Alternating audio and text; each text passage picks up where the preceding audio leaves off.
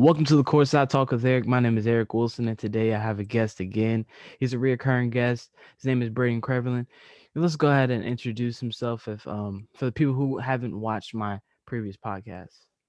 Yeah, my name's Brayden. I'm an author through For the Stadium, and I also include Eric in a bunch of my podcasts. Check me out on YouTube, Krev's Corner.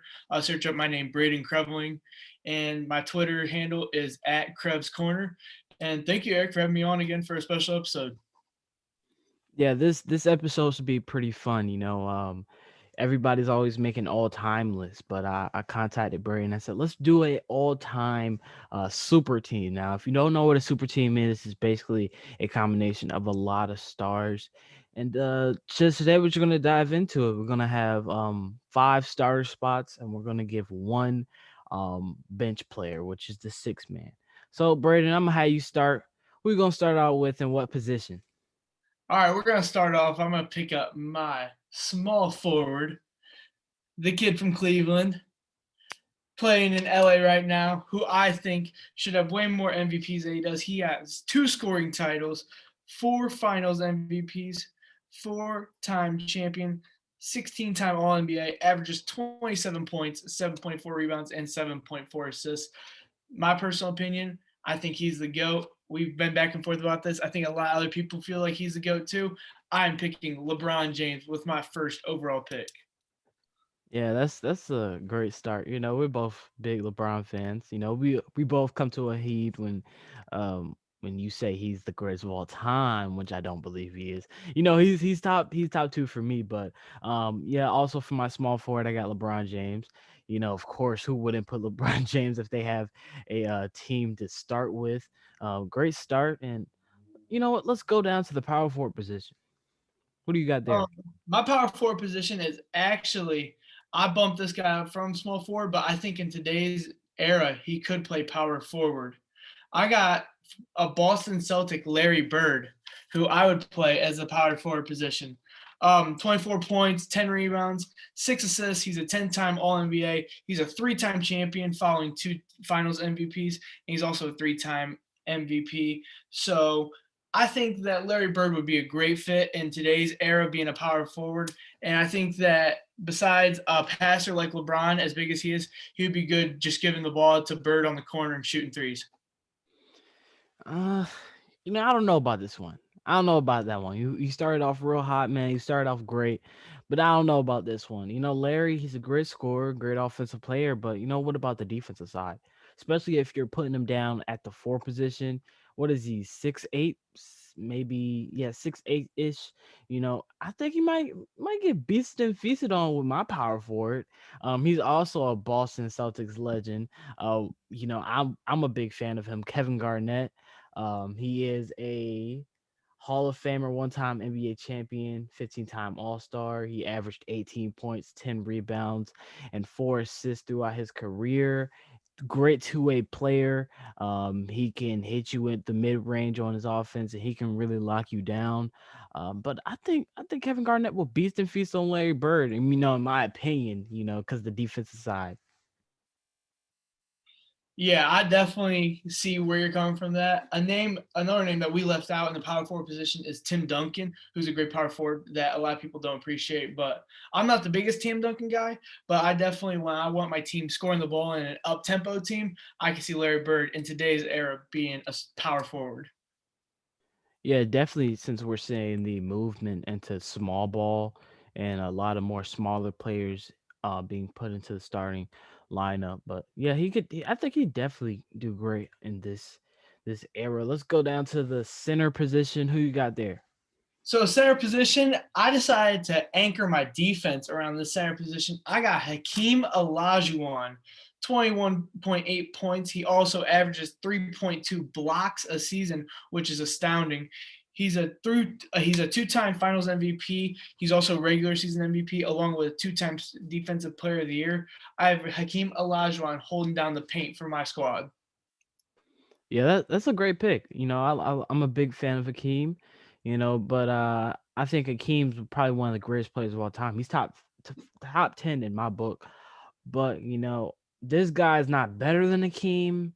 but I like him more, and that's Big Shaq Diesel. He's averaged 24 points, 11 rebounds, 3 assists, and 3 blocks in his career. He's a Hall of Famer, 4-time NBA champion, 15-time All Star, 1-time MVP. I can go on and on. He has that defense that I like, and he has that offense that I like, and I feel like Shaq, younger Shaq, not Celtic Shaq and Cavaliers Shaq, but I feel like Lakers Shaq and Orlando Shaq can really keep up with the pace that I want. Like you said, I also want a faster pace offense, and I feel like Shaq can keep up, and he could definitely be the defensive anchor for my team.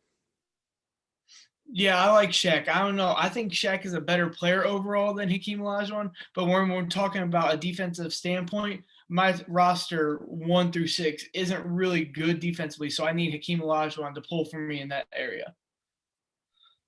All right, we're gonna move on to the shooting guard position. I'll go first since I let you go first the last few times.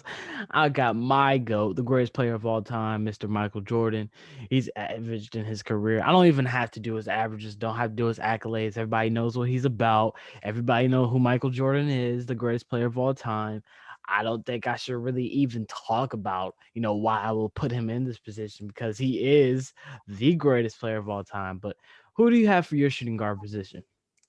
Now, looking down your roster, I don't know how these players are going to play with each other. I put in my team, I assembled them how I think they would play with each other. So I decided to leave Michael off this list, and I put Kobe Bean Bryant, the late Kobe, number 8, number 24, 15-time All NBA, 5-time champion, 2-time Finals MVP.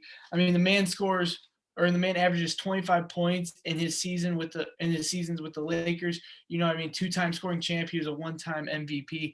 I think Kobe is an automatic bucket. I think with how many scores I got on my team, I think Kobe would just fit right there. I don't want Michael taking up all the shots. I like Kobe shooting the ball a little bit, LeBron passing to him with Bird. Yeah, I feel like contrary to your belief, I feel like my team will gel together, with my point guard coming out, I feel like he's gonna be the guy with the ball the most. I don't think like we've seen with the Nets, we said, oh, all three of them can't play together. They're playing together fine. They've played together a few times and they played great. So I mean, I feel like they'll be able to share the ball, especially my point guard who I'm gonna be announcing next, Magic Johnson, arguably one of the greatest point guards of all time. He's definitely going to be dishing it out for my team, being the playmaker, being that main guy with the ball in his hands probably 100% of the time. But when it comes down to the last shot, I'm going to have to tell him to give that thing up to Michael Jordan. But who do you have at your point guard position? I had Magic Johnson too, but I don't want to choose the same player that you choose. So I'm going to go with a fan favorite of mine. I'm going to go with the bad boy Piston, Isaiah Thomas, number 11, running the point. You know, he kind of shows when we talk about upper transition and pushing the ball out, he shows that skill set that Magic does. Obviously, Magic is a way better player than Isaiah was. But when Isaiah was in his prime, I mean, 2-time champion with the bad boy Pistons, and he really didn't have a second star that a lot of these other teams had. Michael had Scotty. LeBron has had stars throughout his career. Magic has had Kareem Abdul-Jabbar, James Worthy. Larry Bird had Kevin McHale to go to. Isaiah Thomas didn't have that second star, and Isaiah Thomas is also the only player that I can think, only NBA star in NBA history that I can say beat Larry Bird, Magic Johnson, and Michael Jordan all in their up and coming primes. Not up and coming, but all at their when they were playing their best basketball. Yeah, I really like that pick. Like we've said on the pod multiple times before. We're both big fans of the ESPN 30 for 30 doc about the Detroit Pistons, and so yeah, I really like Isaiah Thomas. I feel like he's a top 3 point guard of all time. Great ball handler. And I don't know, I might have a rebuttal for you saying he's never really played with a star. Joe Dumars he was a rising star. He was the Dumars was good. MVP. Dumars was good, but when you're talking about Scottie Pippen, James Worthy, Kareem Abdul-Jabbar, Kevin McHale, you know what I mean? You can't put Joe Dumars in the same conversation with NBA all-time greats like that. Like McHale and all of them make a case for themselves to be top Yeah, 50 players. I don't definitely. know. I think me and you could sit here and name 50 NBA players in history that are better than Joe Dumars. Definitely, definitely, definitely. Now But you young know what? His a his young longevity his longevity wasn't long. But when he was playing, and when he was playing in the finals, and when he was great, when he was the Finals MVP, you could rank him up against those guys. Yeah, and when you look back at Isaiah Thomas, a lot of people don't know this or understand it. Go back game 6 of his first NBA finals against the Magic Johnson Lakers. They were the Showtime Lakers. They had Kareem in full swing. They had Magic in full swing, and Isaiah Thomas twisted his ankle and sprained it pretty bad. And he had one of the most historic scoring performances that will go down in history that a lot of people in our age don't know or don't even know really. Yeah, I remember doing an article on that. Yeah, and I watched the 30 for 30 and just see Mhm. him play through that pain. All right, we're gonna go through the six man. My six man you've already talked about him before. I'm gonna go with Kobe Bean. Get some really good playing off the bench. Probably one of the greatest of all time. Who you have for your six man? My six man, I actually am in between three players right now, but I'm gonna go with my gut. My six man is a four-time scoring title, two-time champion, two-time NBA or two-time Finals MVP. He still plays today in Brooklyn. I have the Slender Man, Kevin Durant, coming off my bench. I think he'd be a good scorer. I think he would fit in that four spot, kind of give Bird a break, and I think he's a better defender than Bird was in his time versus Bird. Injuries are obviously knocking Kevin Durant, but that still doesn't take away that he's a generational scorer and one of the best scorers we've seen ever. Yeah, I like that pick. I'm a big fan of Kevin Durant also. Probably one of the arguably probably one of the greatest scorers and shooters of all time. Well, there you have it. That's our all-time super team. And we're just going to talk about a little bit of NBA stuff. I got one thing I really want to roll past you, about your boy, probably one of your favorite players in the league. He was my favorite player. Mr. Russell Westbrook is on a surge. He's averaging 22 points, 12 boards, and 11 assists. And the Wizards themselves are on a surge. They are ranked 10th in the Eastern Conference with 28 wins and 34 losses. They have been 9-1 in their last 10 games. What do you think about your man, Russell Westbrook? Man, Eric, I've been on this show. We've gotten heated arguments. I'm telling you guys, stop sleeping on Russell Westbrook. Respect his game.